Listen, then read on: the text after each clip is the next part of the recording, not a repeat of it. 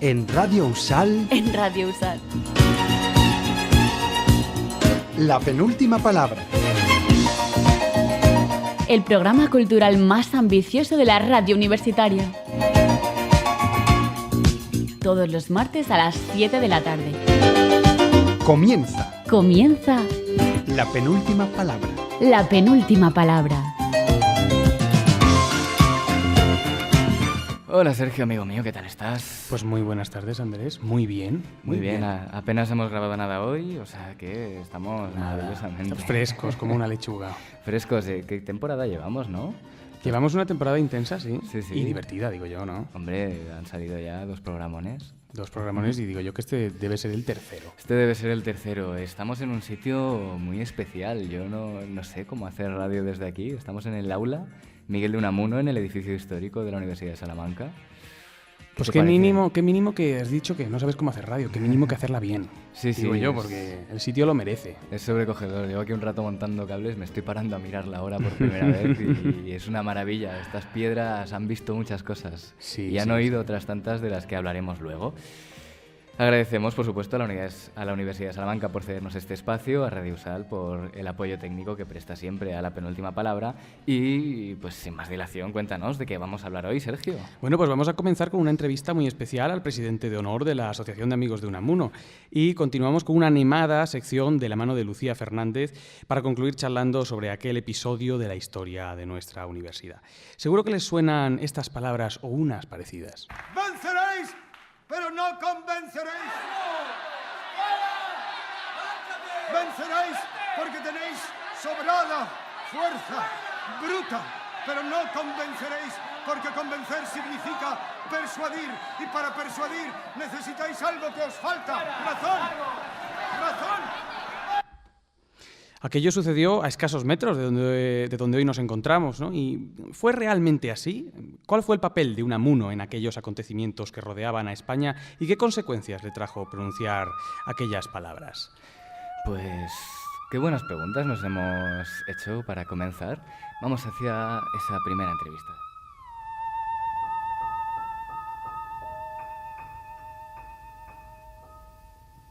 Ne me quitte pas, il faut oublier, tout peut s'oublier, qui s'enfuit déjà, oublier le temps des malentendus et le temps perdu, à savoir comment oublier ces heures qui Nuestro tuaient invitado de hoy parfois à coups es el presidente de honor de la pourquoi Asociación de Amigos de le Unamuno, cœur es Francisco du Blanco bonheur Prieto. Buenas tardes. ne quitte pas, Buenas tardes. ¿Qué estamos escuchando? ne quitte pas. Pues una canción muy bonita, Ne me quitte pas de Jabrel. ¿Por qué has querido que comencemos esta entrevista escuchando esta canción precisamente? Porque me parece que tiene una magia que tienen ya pocas canciones. Es añeja, pero Y tanto. Estamos en el aula Miguel de Unamuno, estamos a escasos metros del Paraninfo de la Universidad de Salamanca, estamos en el edificio histórico de la Universidad de Salamanca. ¿Qué significa este lugar para ti? esta sala, Esta sala, este edificio. pues hombre, mucho, porque en este edificio pude defender la tesis doctoral. Por aquí he pasado, concretamente en esta sala, he pronunciado 5 conferencias ya, tengo pendiente otra. Y para mí, pues es estar en un sitio como estar en casa. Como estar en casa. Francisco, Unamuno, ¿qué significa Unamuno en tu vida? Vamos a empezar así, por algo sucinto, algo breve. Cuéntanos, en pocas palabras, qué significa Unamuno para ti. Pues mira, yo me encontré con Unamuno haciendo el curso de preuniversitario y el profesor de filosofía solía dar a 3 alumnos un tema para que expusieran ante toda la clase primer trimestre, segundo trimestre y tercer trimestre. Y a mí me asignó la novela Abel Sánchez de Unamuno. Estoy hablando de hace muchos años, no habéis nacido probablemente ninguno de los que estáis aquí, ¿no? Y yo desde aquel momento quedé enganchado con este hombre. Entonces, después de Abel Sánchez, vino la novela, vino Niebla, vino San Manuel, después la poesía, después todo. Y el empujón definitivo me lo dio un hijo de Unamuno. Entonces yo estaba ya estudiando la carrera y estuve atendiéndole, nos turnábamos estudiantes para sacar unas perrillas, pues nos turnábamos cuidándole de noche en la Trinidad.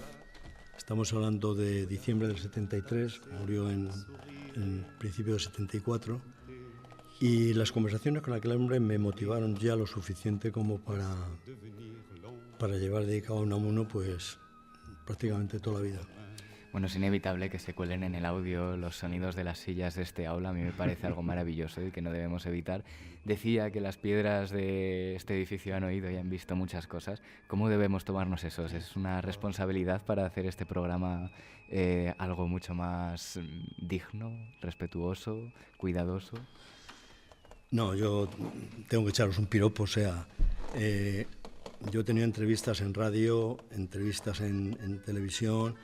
El preparativo y el despliegue que habéis hecho vosotros, esto sale bien seguro, porque lo habéis hecho muy planificado, con mucha responsabilidad, con mucho criterio, muy bien, habéis sido amables y todo, incluso, ¿eh? Y podéis ser la evidencia de que no toda la juventud es fluida. Bueno, pues esperemos serlo. Sí es cierto que hemos tenido oportunidad de compartir varias charlas durante esta semana preparando la entrevista. Quizá acabemos hablando de golf o quizá no. Vamos a hablar de la Asociación de Amigos de Unamuno, de la que eres presidente de honor. ¿Qué es exactamente la Asociación de Amigos de Unamuno? ¿A qué se dedica? ¿A qué tipo de actos hace? ¿Cuál es su función? Pues mira, la Asociación de Amigos de Unamuno fue una aspiración que yo tuve desde hace muchos años para fundarla, pero había dificultades porque había otra asociación en Bilbao que se llamaba Asociación Amigos de Unamuno. Entonces el registro de nombre pues no era fácil. Y yo he ido 3 veces a Videbarrieta, Bilbao, a dar 3 conferencias. Y en la última tuve oportunidad de hablar con el que era el presidente de la Asociación Amigos de Unamuno allí, Lombardero, que era un abogado que ha muerto hace poquísimo. Y me dijo que ya en la asociación no había nadie, pero que él no quería ceder el nombre hasta que se muriera, ¿no? Entonces decidí fundar la asociación en Salamanca, añadiéndole Salamanca, Amigos de Unamuno en Salamanca. Y así se fundó la asociación un 14 de noviembre de 2014. Yo he estado de presidente ejecutivo hasta hace un par de meses, que yo creo que una asociación se mantiene si hay herederos que la conserven.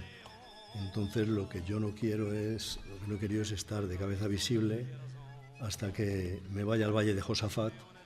No tengo prisa, pero y entonces pues ha quedado una persona muy responsable, Luis, que lo va a hacer magníficamente bien. ¿Y qué hacemos?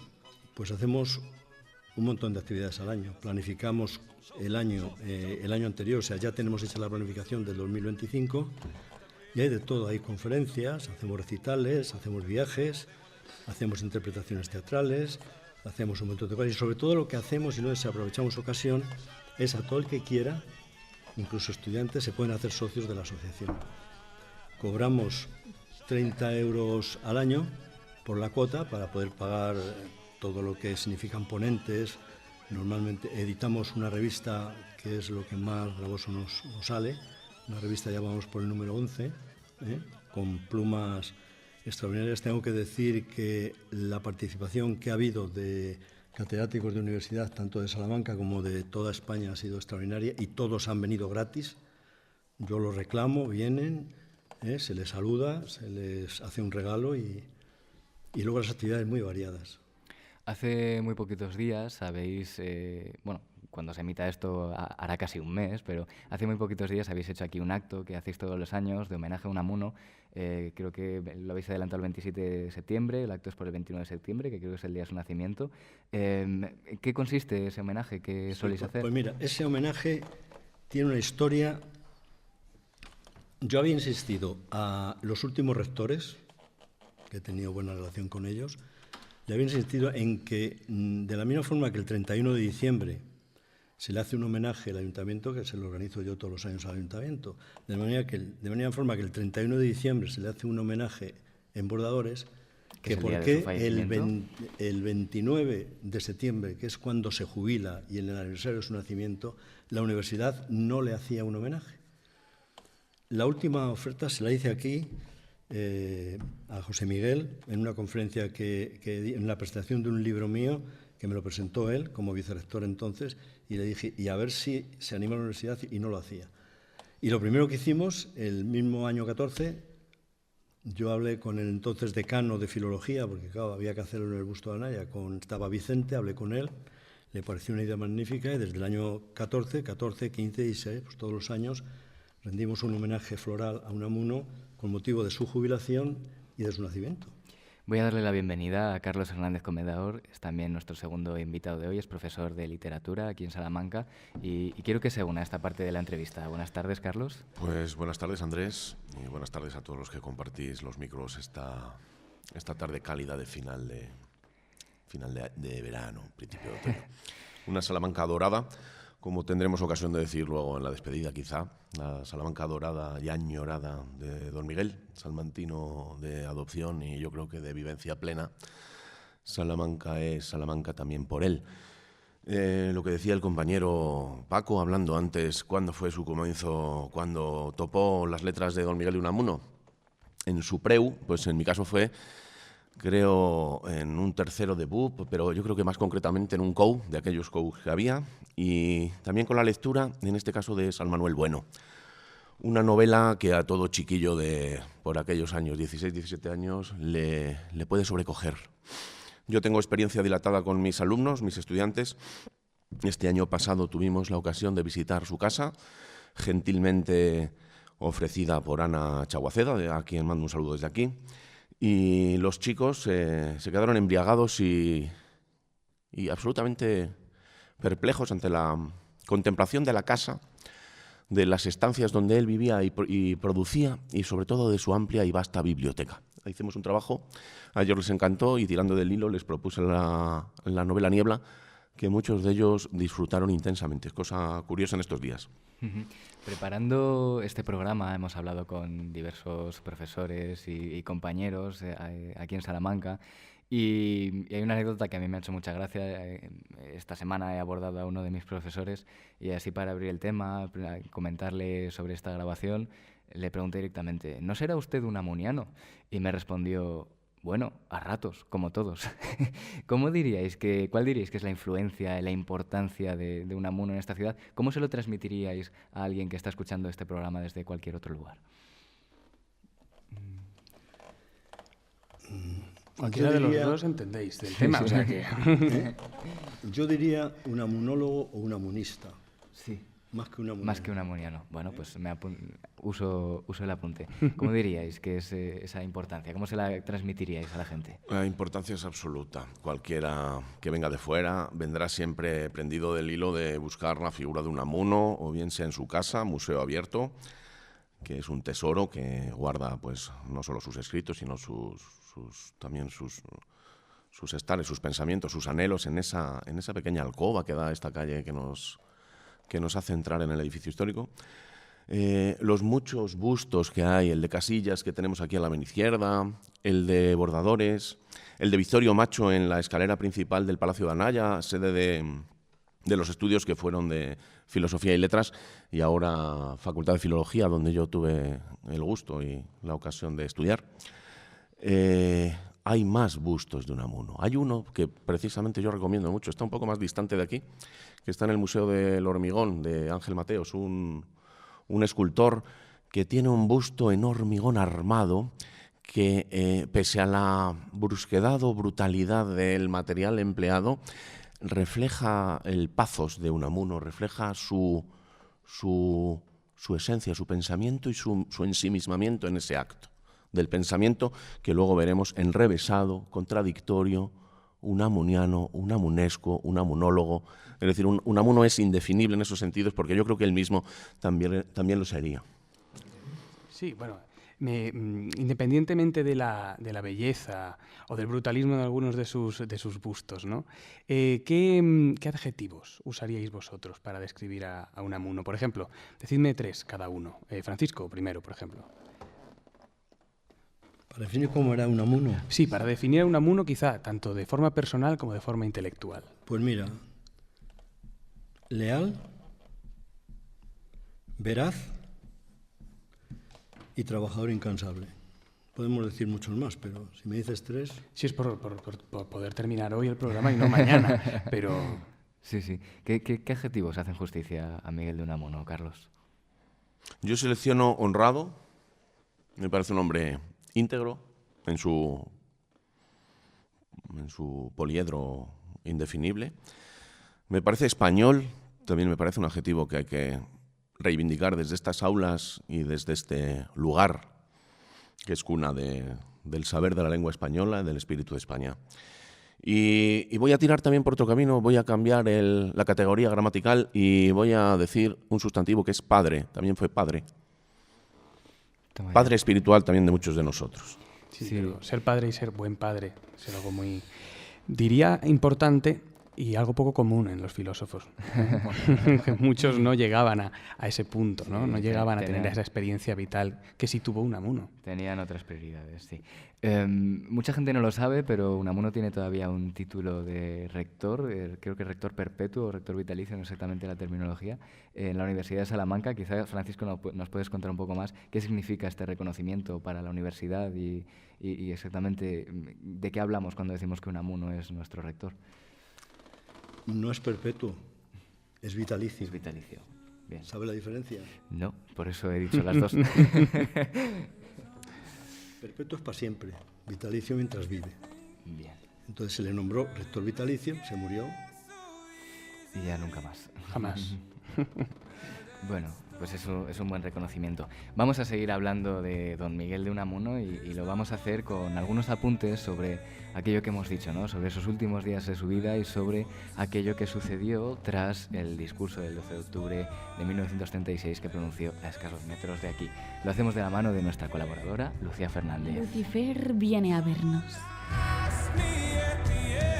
Una sección de Lucía Fernández. Lucía Fernández, bienvenida. Hola, buenas tardes. Estarás encantada con estas músicas que te ponemos. Muchas gracias. Cuéntanos, ¿de qué vienes a hablarnos? Bueno, yo vengo a hablar de los últimos meses y sobre todo del final de la vida de Unamuno. Os voy a nombrar primero, como he recogido, 4 tipos de repudio que sufrió desde el discurso del 12 de octubre hasta su muerte. Voy a comenzar con el repudio social, que representa la salida del casino entre insultos de toda la gente que había por allí.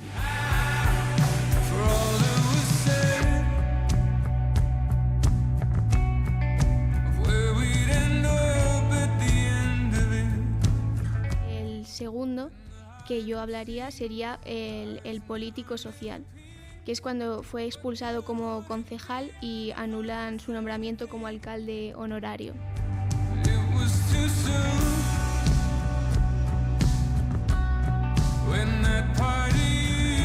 Pues efectivamente, así lo cuentas, tras el 12 de octubre, fechada a día 13 en Burgos, el hijo de Unamuno recibe una carta con una serie de amenazas o sugerencias al respecto y que han recreado en el documental Palabras para el fin del mundo. Me he enterado de un grave incidente con ocasión del acto del Paraninfo. Tu padre dijo unas cosas que suscitaron protestas crudas y violentas de los asistentes, con Millán Astray a la cabeza. Sería doloroso que a tu padre pudiera sucederle algún incidente desagradable. Creo que es mi deber avisarte por si las cosas van más lejos, pues los ánimos están excitados aquí. Es una carta de la propia Falange Española. Cuéntanos, ¿cómo continúa ese repudio tras el discurso del 12 de octubre? Bueno, podríamos continuar con uno en un entorno académico, porque desde la propia universidad pidieron a Franco que le destituyera y propusieron un nuevo rector. También quizás el último, un repudio oficial ya realizado por los golpistas y por Franco a finales de octubre.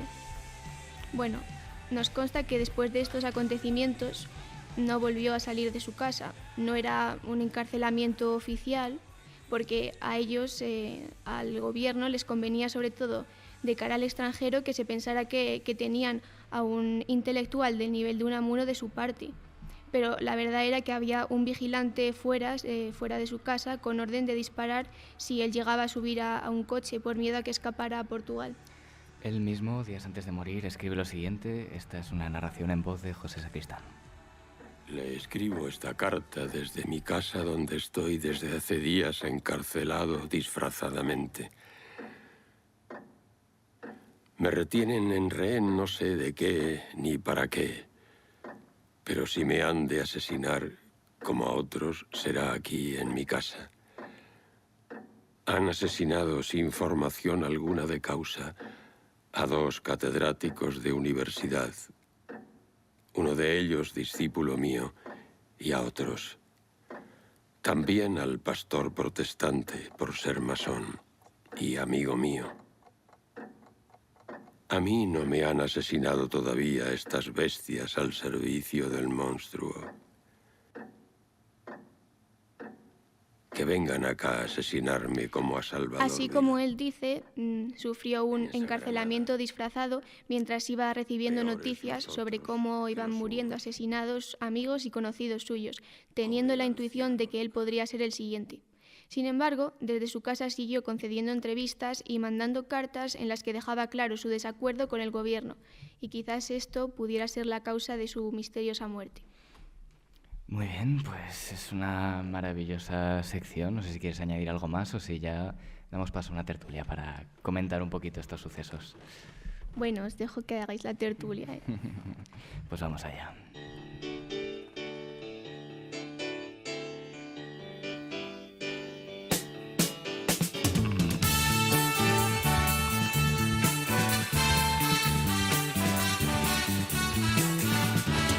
Para la libertad, sangro lucho per il vivo.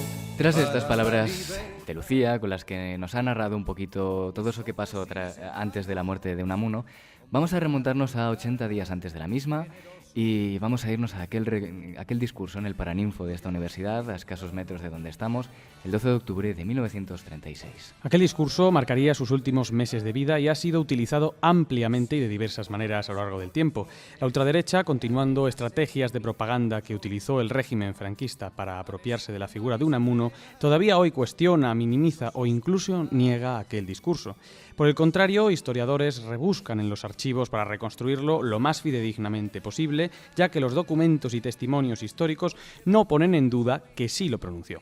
Gracias a una transcripción del catedrático Ignacio Serrano, presente aquel día 12 de octubre de 1936, la película documental Palabras para el fin del mundo, de Manuel Menchón, ha reconstruido así sus palabras con la voz de José Sacristán. Ya no puedo callarme. Sobre todo después de las palabras de Francisco Maldonado en contra de los catalanes y vascos. No puedo admitir que los llame explotadores del nombre y del hombre españoles. Somos todos españoles.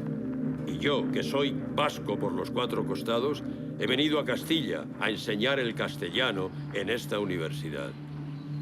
En este torbellino de locura colectiva hace falta imponer una paz verdadera de convencimiento, pues no se oyen sino voces de odio y ninguna de compasión. Ni siquiera por parte de las mujeres. Lo mismo que las rojas hacen alarde de todos los crímenes y maldades, hay también unas que se regodean entre nosotros con el espectáculo de los fusilamientos.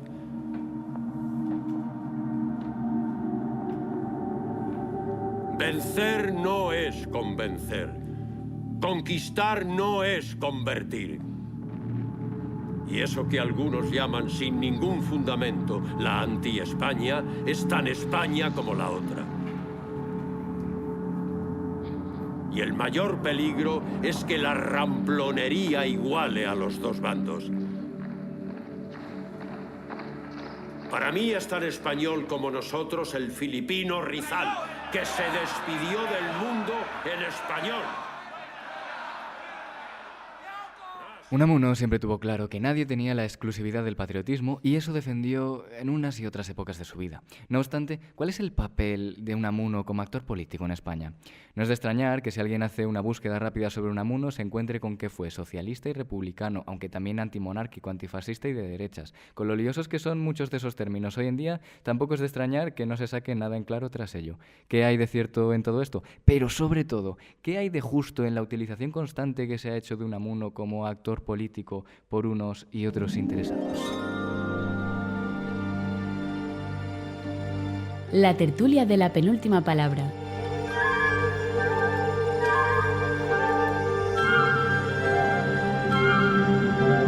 Aquí, en Radio USAL. Bueno, Unamuno llega aquel día al Paraninfo de la Universidad de Salamanca con ánimo de no tomar la palabra, de simplemente moderar algunos discursos y acaba pronunciando algo que pasaría a la historia y que marcaría su vida. Francisco, ¿es tan confuso realmente lo que dijo Unamuno aquel día? ¿O está claro las fuentes históricas que tenemos sobre el discurso? Y sobre todo, ¿importa tanto la literalidad del discurso o las consecuencias que tuvo para él? Vamos a ver.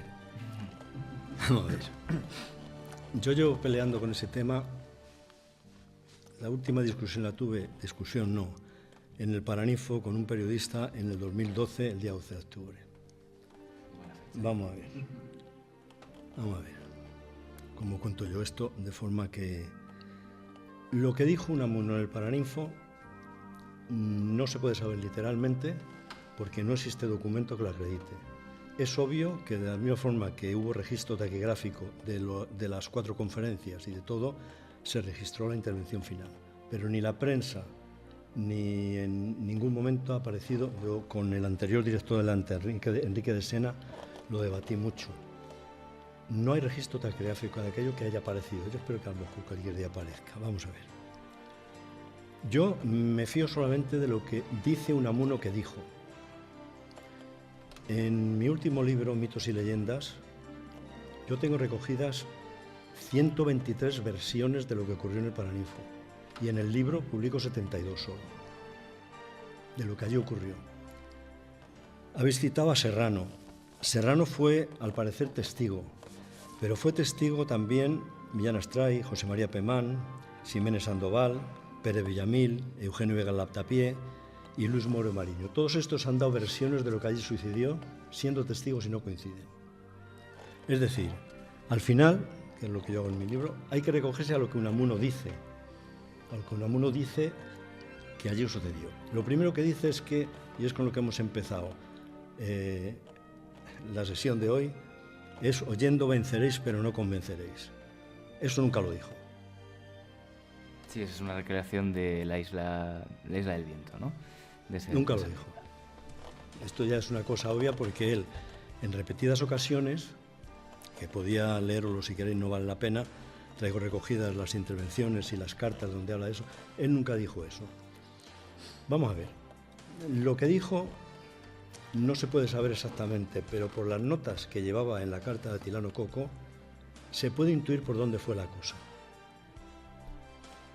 Y Vegas Laptapié y alguien más lo confirma.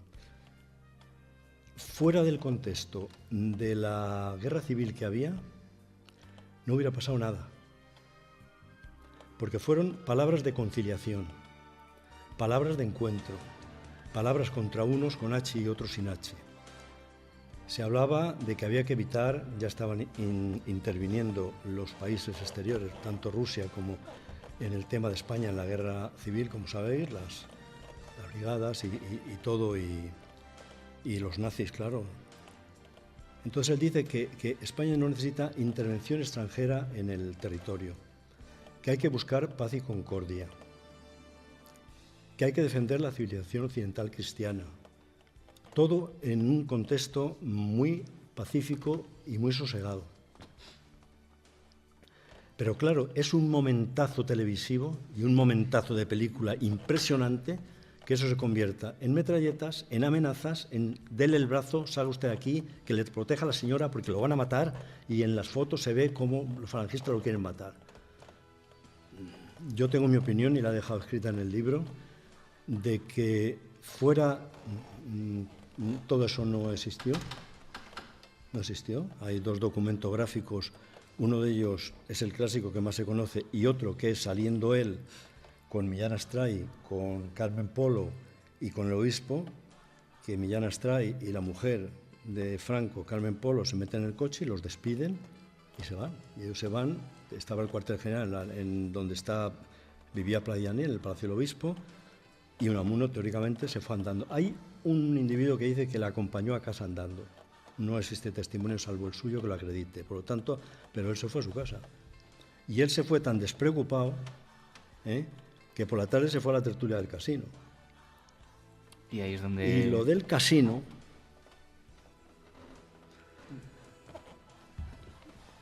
Vamos a ver, en el casino lo que pasó allí fue que 3 personas, una de ellas después fue magistrado de trabajo en Salamanca durante muchísimos años, falangista entonces, en el casino fueron 3 personas los que abuchearon, o 4. Testigo de esto que me lo comentó fue Ángel Zamanillo y su compañero de...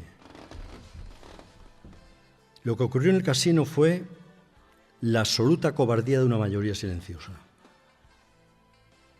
Es decir, esa gente sí le increpó y le obligó a salir, pero todo el mundo cayó. Y no cayó porque otorgó, cayó porque...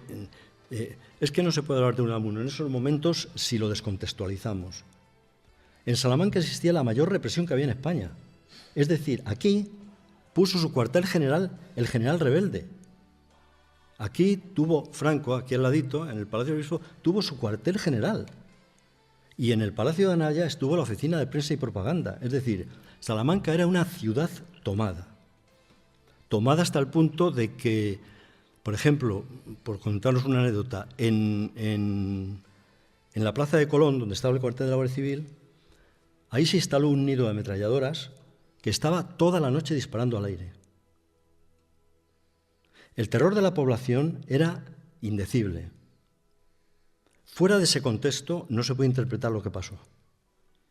Hemos hablado de la universidad, de que la universidad lo defenestró. ¿Cómo Manuel García Blanco puede firmar la destitución de Unamuno en condiciones normales? Había un terror en retaguardia tremendo, y en Salamanca sobre todo. Aquí se hacían sacas y fusilamientos con una facilidad espantosa, bastaba acusar. Y en muchos pueblos con participación de la Iglesia.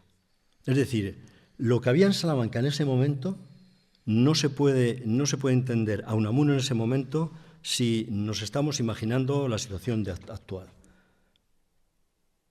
Por lo tanto, en el Paraninfo, lo que ocurrió aquel día, si queréis os leo frases textuales de Unamuno que habla del Paraninfo y en cartas y todo, las tengo recogidas, pero bueno, si alguien está interesado... lo que ocurrió no hubiera sido nada, porque él fue un alegato al entendimiento, por resumirlo en unas palabras. Un alegato decía, así no puede ser, esto no va bien, esto no va a ningún lado, entonces aquí nos tenemos que poner de acuerdo para... Claro, sí dijo que vencer no es convencer, pero eso es una frase que Unamuno había pronunciado muchas veces. Es decir, persuadir no es... conquistar, persuadir es convencer y vencer no es convencer, pero no es lo mismo decir vencer no es convencer que venceréis pero no convenceréis, no tiene nada que ver. Efectivamente. Y luego, hilando todos esos sucesos que ha narrado Lucía, ese episodio en el casino y demás, mucha gente ha interpretado ese discurso como su sentencia de muerte, poco más y poco menos. ¿Qué hay de cierto en eso? No. ¿Cómo pasa a ser la vida de Unamuno en esos últimos 3 meses que le quedan tras? No, yo lo que sí quiero hacer es que es muy difícil, porque yo tengo todo esto argumentado en varios artículos que he publicado en Cuadernos para la Cátedra y en Academia y en prensa, pero es que por mucho que publiquemos, fíjate, yo he venido hoy aquí, yo llevo luchando contra el venceréis, pero no convenceréis lo que no está escrito, y me vengo a sentar aquí y es lo primero que escucho, ¿no? Es decir, el poder de penetración en el colectivo popular, que tiene los medios de comunicación y sobre todo la pantalla de televisión o la pantalla de cine, el poder de penetración que tiene, y luego además llega a millones de personas. Sí, sí. Bueno, nosotros hemos iniciado con eso, hemos dicho, seguro que habrán escuchado esto, vamos a hablar de qué pasó. Y luego es muy televisivo. Mira, aquí vino un chico, un señor, que está trabajando en Los Ángeles de director de cine.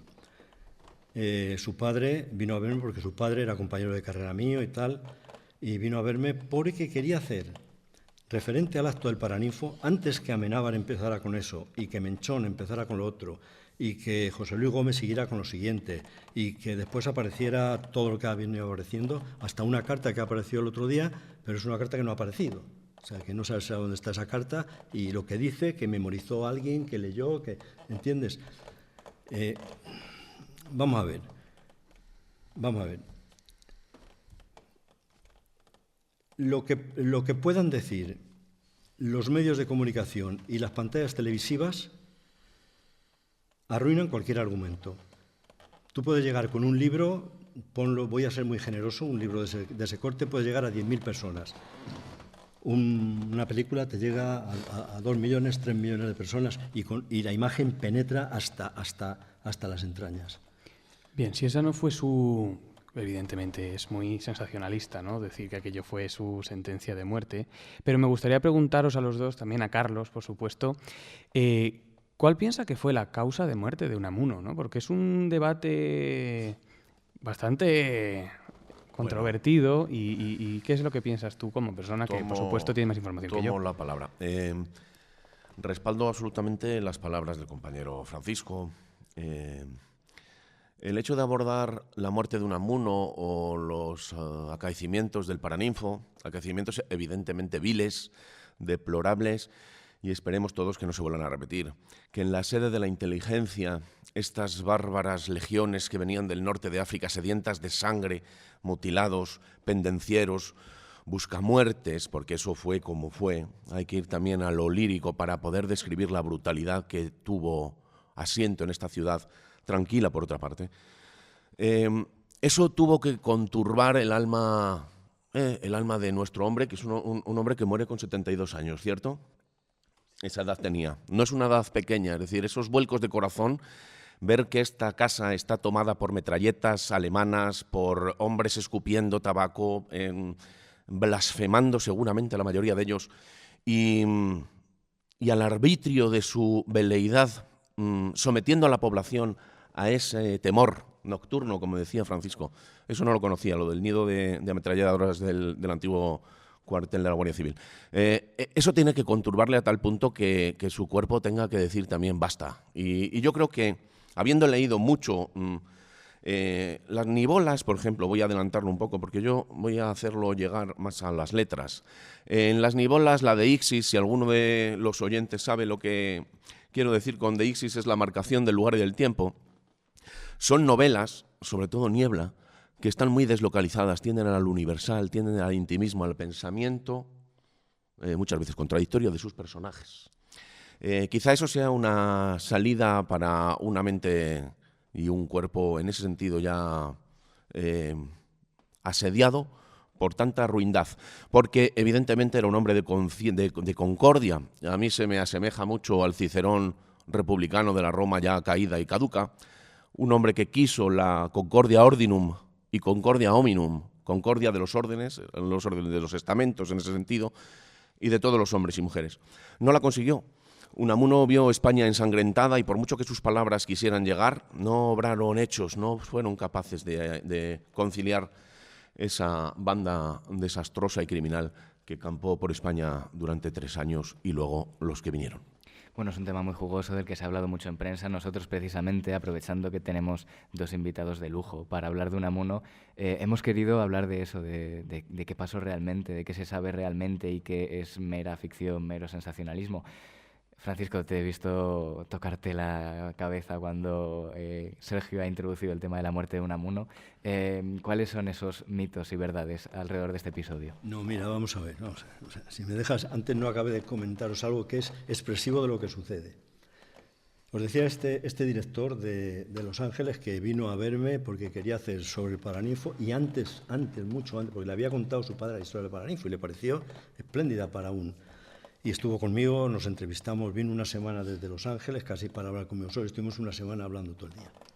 Y al final me dice, ya cuando se iba, dice, bueno, porque quería hacer una serie de 2 capítulos. No era una película, era una serie de 2 capítulos para la televisión. Y me dice, ¿y cómo podemos empezar? ¿Cómo te parece que se podría empezar los capítulos? Y yo le digo, pues mira, puedes poner a Unamuno en un tren, el tren va, él empieza a pensar, pum, pum, pum, pum, y con el pensamiento de Unamuno vienen las imágenes y viene todo el rollo. Y me corta en seco y me dice, de ninguna manera. Hay que empezar con un asesinato o con una violación, porque si no la gente se me quita de la televisión. Es muy sugerente. Me dijo, sí. Esto me dijo, dice, no. Hay que empezar con algo impactante, un asesinato, un tal, pues mira, con Unamuno entonces no podemos empezar así, porque no hay camino, ahí no hay. Y luego sí quería comentar sobre esa muerte que tú dices. Mira, publicó... 2 autores publicaron un libro referente a lo sucedido en los últimos días. Yo repliqué con un artículo, y mi artículo fue la doble muerte de Unamuno. Efectivamente, Unamuno tuvo una doble muerte. O sea, Unamuno, ante el desmoronamiento que había en España, pero no solamente en España, sino el desmoronamiento familiar, Unamuno en aquella época, y con 72 años, y con ciertas dolencias cardíacas y tensionales y tal, se encontraba con un hijo que estaba en Valladolid y que le habían requisado el coche. ¿Vale? 2 hijos que estaban, Moncho y Pepe, en Madrid, de los cuales no sabía absolutamente nada. Acababa de morir su hija, hacía nada. Acababa de morir su mujer, Concha, hacía nada. A Rafael lo habían militarizado. Él no volvía a escribir nada. Le cerraron completamente la puerta de poder publicar algo. Le controlaban las entrevistas. Es decir, que desde el punto de vista familiar estaba recluido en casa con su nietecito, con Miguelín, con Felisa y con María y con Rafael. Más con Felisa y con María que... En esta situación es un hombre completamente desmoronado. Absolutamente desmoronado. Ya pierde en el resentimiento unas notas manuscritas que escribió entre septiembre y llega a decir, dice, es el momento de repensarme toda mi obra. Es el momento, me tengo que repensar toda mi obra. Es decir, efectivamente podíamos abundar más en esto, pero Unamuno realmente llegó aniquilado ya, o sea, estaba muerto. Vitalmente, existencialmente, incluso todos los dibujos y las alegrías que tenía con Miguelín pues se van agotando, él va perdiendo la vitalidad y las fuerzas y acaba muriendo, claro. Carlos. Es una verdadera derrota de un hombre que empieza publicando una novela, Paz en la Guerra, es una contradicción en términos. Paz en la Guerra es la tercera guerra carlista, el sitio de Bilbao. Él rememora una escritura a la usanza realista. Luego él va a ser nivolesco. Él hace una revolución sobre la novela española de altos vuelos. Cualquiera que lea, yo le recomiendo Niebla. Amor y pedagogía es predilecta mía. Y el personaje de la intrahistoria, que es Liduvina, y siempre ante las congojas de los protagonistas, ella siempre va a responder desde los oficios caseros de una mujer probablemente analfabeta, pero con mucho sentido común, según y conforme. Yo creo que ese según y conforme es lo que pudo mantener a Unamuno con un norte. Y como dice Francisco, llegó ya extenuado, y esa doble muerte seguramente cuando salió de aquí, de estas aulas, salió exangüe ya, incluso, eso no lo sabía yo, repudiando incluso su propia obra. El hecho, hay un hecho siempre en la historia de la literatura, que es la querella de las armas y las letras. En este caso y en la figura de don Miguel, las armas han vencido. Las letras de poco le valieron. Decía antes de Cicerón, también le sucedió lo mismo a Cicerón. Augusto, con sus secuaces y sus hombres de muerte y espada, vinieron y le cortaron la cabeza y las manos y las pusieron en la tribuna de los oradores. Les cortaron la expresión y les cortaron la inteligencia a ambos, 2 hombres de buena voluntad. Ambos os estáis remitiendo mucho hacia la figura de Unamuno, hacia cómo era, y en todos estos trabajos que comentamos y que criticamos, Unamuno es representado como un intelectual en toda regla, poco menos que como un Sócrates de Bilbao o de Salamanca. ¿Cómo definiríais esa figura de Unamuno como intelectual completo, intelectual total? Yo es algo que he repetido toda mi vida y que seguiré repitiendo hasta que Unamuno ha sido el mayor intelectual que ha tenido el estudio salmantino en toda su historia. El mayor intelectual, pero sin ninguna duda. Y el bochito bilbaíno lo mismo. No ha habido en Bilbao un intelectual de la categoría de Unamuno. Sí, Unamuno, mira, yo he vivido en varios países de Europa donde por razones de oficio he tenido que estar. En fin, si por ejemplo en Suiza hubieran tenido un Unamuno, o en Bélgica, bueno, Francia está más con su Víctor Hugo ahí, pero Unamuno es una figura, un intelectual de primer nivel, con una capacidad de reflexión, comprometido socialmente, comprometido intelectualmente, comprometido con los alumnos de una manera extraordinaria, con todo. O sea, un individuo de una talla que practicó todos los géneros literarios, teatro, novela, poesía, ensayo, todo lo que puedas imaginar. Y te voy a decir algo importantísimo. La obra de Unamuno es descomunal. Pues ahora viene lo más interesante. Toda ella escrita a mano y con plumilla. A mano y con plumilla. Plumilla que se hacía él, con 2 cañas. A mano y con plumilla hay que escribir la obra que escribió Unamuno. Y si veis los originales, sin apenas correcciones. Un hombre de una erudición brutal. Efectivamente, Francisco. A mis estudiantes les llamó la atención en la visita a la casa y a la estancia donde él laboraba la amplia biblioteca en muchas lenguas. Se decía cuando estudiábamos los temarios de literatura que Unamuno estudió danés y noruego, esa lengua del norte, para leer del original a Ibsen y luego él embeberse de esas corrientes, y a Schopenhauer también. A Kierkegaard, estos existencialistas del norte. Gente bastante triste. Yo creo que nuestro Miguel era con cierto sesgo bastante más, por lo menos más esperanzado. Efectivamente, la producción es enorme. Yo voy a pedir permiso porque de Unamuno sabemos las nivolas, sabemos también la dramaturgia, la tiatula. La tiatula tiene también letreros por aquí, academias, etcétera. Es decir, la ciudad aún tiene el nombre de Unamuno y de sus obras por doquier. Me voy a permitir, si me permiten los contertulios y los directores del programa, recitar una poesía, porque también fue poeta. Evidentemente, en los corolarios de literatura del 98, de la generación del 98, no se le tiene como un gran poeta, pero bueno, allá va entonces Miguel de Unamuno. Le pongo humildemente voz, también hay que dejarle hablar, no solo son las cosas que se dicen o lo que hacen los directores de cine o la gente tendenciosa, sino también su propia voz. Vamos a ver si somos capaces de hacerla llegar a los oyentes. Este buitre voraz de ceño torvo, que me devora las entrañas fiero, y es mi único constante compañero, labra mis penas con su pico corvo. El día en que le toque el postrer sorbo, apurar de mi negra sangre quiero que me dejéis con él, solo y señero, un momento, sin nadie como estorbo. Pues quiero, triunfo haciendo en mi agonía, mientras él mi último despojo traga, sorprender en sus ojos la sombría, mirada al ver la suerte que le amaga, sin esta presa en que satisfacía el hambre atroz que nunca se le apaga.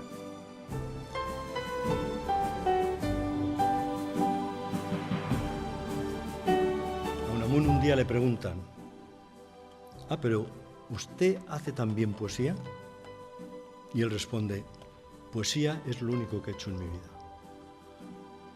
El problema de Unamuno, de no haber pasado como gran poeta, es que así como, no sé, pienso en Juan Ramón, pienso en de los actuales, pues yo qué sé, en nuestro querido Zamorano, ya fallecido, esquilman mucho. Escriben mucho, pero esquilman mucho. Todo lo que escriben, el 20% pasa, y Unamuno publicó todo.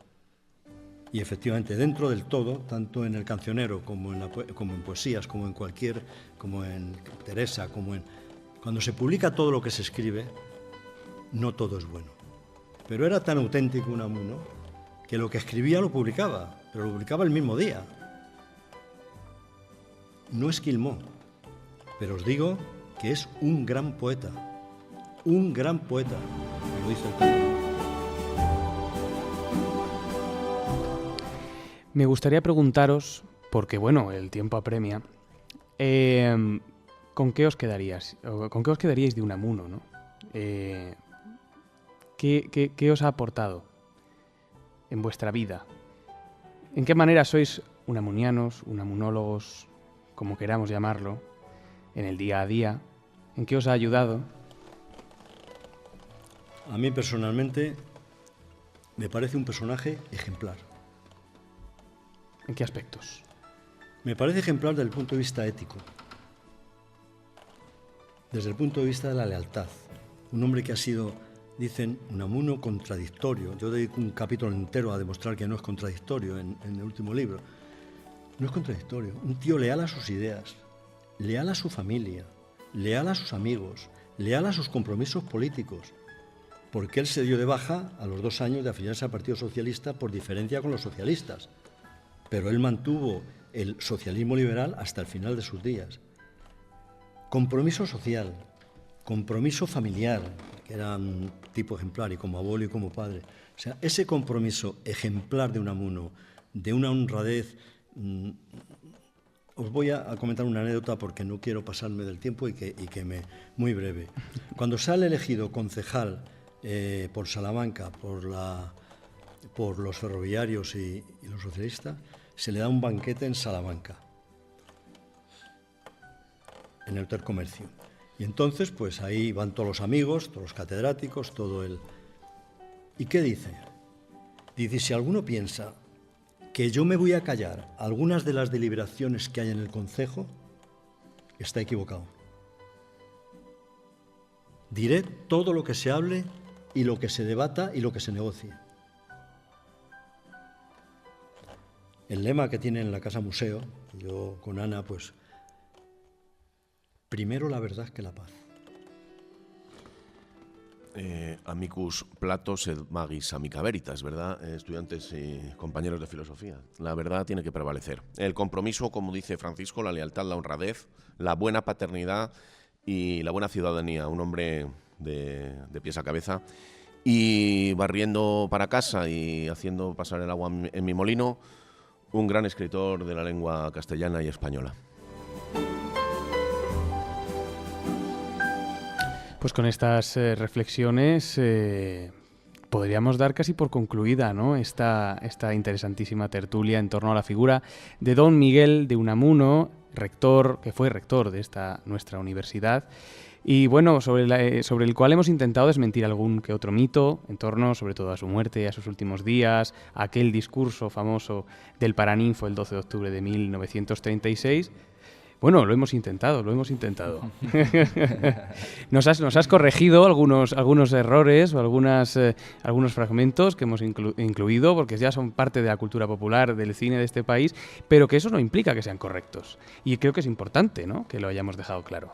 Que a pesar de que hayamos puesto fragmentos que no sean correctos, tú nos lo hayas dicho. Es fundamental. Y era Unamuno. Él decía en vida, decía, muchos de los que me leyendizan y de los que no hacen más que hablar de mí y bien, el 90% de ellos no han leído ni una página de mis escritos. Ese es el asunto. En este mundo de imágenes, como antes comentaba el compañero Francisco, yo reivindico desde aquí el hecho de las letras en cualquiera de las ediciones que se manejan. Hablábamos de la producción grande de poesía. 4 tomos tiene Alianza, Alianza Universitaria, creo que es 4 tomazos de poesía para pasar el otoño en buena compañía. Francisco Blanco, muchas gracias por acompañarnos en La Penúltima Palabra. Y Carlos Hernández Comendador, muchísimas gracias por acompañarnos. Gracias a vosotros por vuestra invitación gentil. Ya sabéis que este año no nos vamos sin la recomendación literaria de África Ortiz. Memorias de África. La recomendación literaria con África Ortiz. Buenas tardes, chicos. Hoy vengo a hablaros de Que nadie duerma. Que nadie duerma en italiano se dice Nessun dorma. que es un aria que forma parte del acto final de Turandot, una ópera de Giacomo Puccini.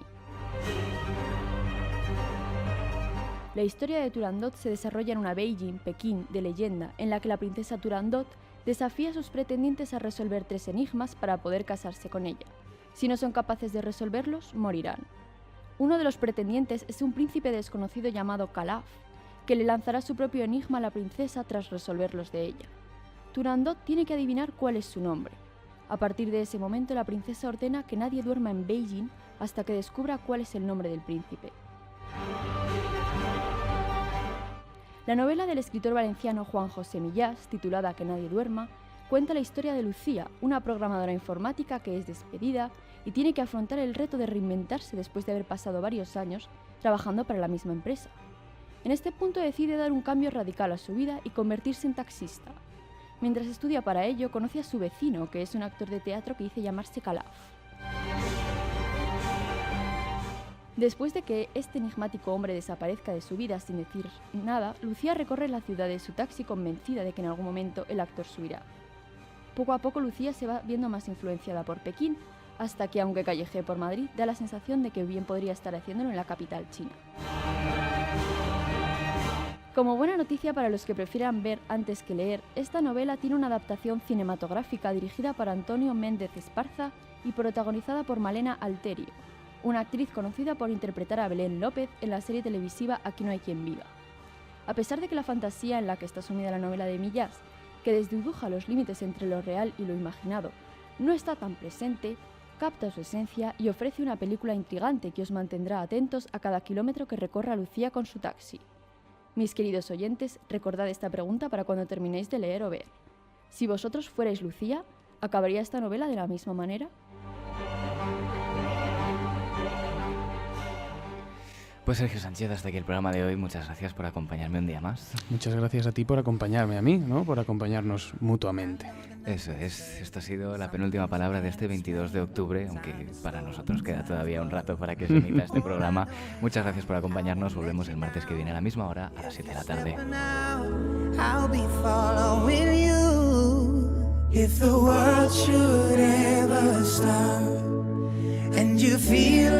Acabas de escuchar la penúltima palabra. Para seguir escuchándonos y no perderte ningún episodio, puedes seguirnos en Spotify o en redes sociales. Volvemos el próximo martes a las 7 de la tarde. ¡Hasta pronto! Chao.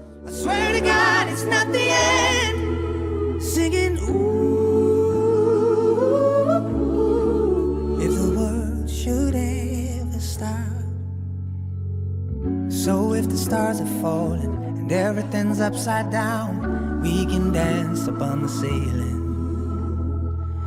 Oh, if your hope is failing, wrestling with your doubt, I'll be there, I'm still believing. All I know is I won't let you down. If you're stepping out, I'll be following you. If the world should ever stop and you feel like getting up, then my bags are packed, yeah, you know I got your back. If the world should ever stop, if the world should ever stop, and you feel like giving up, then my bags are packed, yeah, you know I got your back. If the world should ever stop singing, ooh, I swear to God it's not the end. Singing, ooh, if the world should ever stop, all I know is I won't let you down. If you're stepping out, I'll be following you. Singing, if the world should ever stop. Oh no, I'm straight in at the deep end. It was just a quiet drink with my friends. My God, I even chose a place you wouldn't be seen dead in. It's a Friday, you never used to go out at the weekend. I guess you go out at the weekend these days. And I don't wanna listen to what my friends say. They say, let her go, maybe she'll come back. Everyone's giving me advice to move on, but they're playing our song